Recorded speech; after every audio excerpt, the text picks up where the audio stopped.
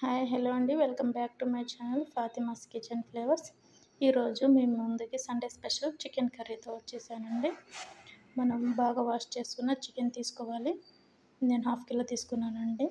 అందులో 1/2 స్పూన్ పసుపు, కారం, ఉప్పు మన టేస్ట్కి తగ్గట్టు వేసుకోవాలి.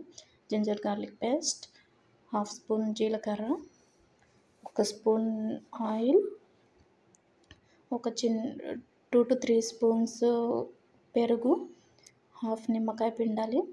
అందులో జీలకర్ర పౌడర్ వేసుకోవాలి. బాగా మిక్స్ చేసుకోవాలి. మిక్స్ చేసుకొని 1 గంట పక్కన పెట్టుకోవాలండి. ఫ్రిడ్జ్లో అయినా పర్లేదు, బయట అయినా పర్లేదు.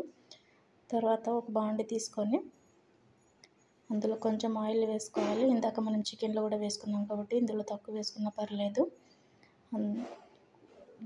ఇందులో దాల్చిన చెక్క, లవంగా వేసుకున్నాను. ఒక ఆనియన్ పొడవుగా కట్ వేసుకున్నాను. ఫ్రై అవ్వనివ్వాలండి. అవి ఫ్రై అయిన తర్వాత మనం కట్ చేసి పెట్టుకున్న పచ్చిమిర్చి, 1 టమాటా తీసుకున్నానండి నేను 1/2 కిలోకి. మీడియం సైజు టమాటా వేసుకోవాలి. టమాటా ఆనియన్ లో ఫ్లేమ్లో మూత పెట్టుకొని ఉడికించుకోవాలండి. అప్పుడే గ్రేవీ బాగా వస్తుంది. 2 to 3 మినిట్స్ తర్వాత ఇలా వస్తుంది. ఇప్పుడు మనం అన్నీ కలుపుకున్న చికెన్ వేసుకోవాలి. నేను ఇందులో అస్సలు వాటర్ అనేది యాడ్ చేయట్లేదండి. మనం కలుపుకొని పెట్టుకుంటాం కదా, ఆ చికెన్ల నుంచి బాగా వాటర్ వస్తాయండి. కలుపుకొని 1 గంట పక్కన పెట్టుకుంటే వేసుకున్న తర్వాత బాగా కలపాలి. కలిపి మూత వేసుకొని 10 మినిట్స్ ఉంచాలండి. ఈ ప్రాసెస్ మొత్తం లో టు మీడియం ఫ్లేమ్లోనే పెట్టాలి. హై ఫ్లేమ్ పెట్టకూడదు, వాటర్ రావండి.